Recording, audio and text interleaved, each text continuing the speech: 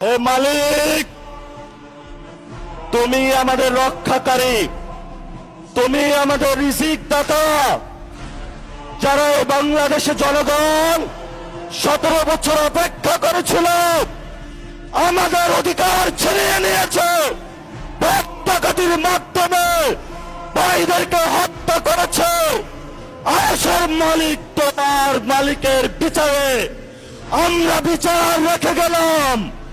তুমি তাদের দৃষ্টান্তমূলক শাস্তি বাংলার মাটিতে জনগণের সামনে করবে। আমরা আজকে তোমার মসজিদের সামনে বিচার রেখে গেলাম।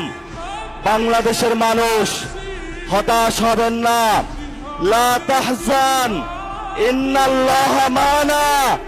আল্লাহ আমাদের সাথে আছেন, শক্তিমান, ভয় নাই, জয় করব আমরা ইনশাআল্লাহ। দ্বিগুণ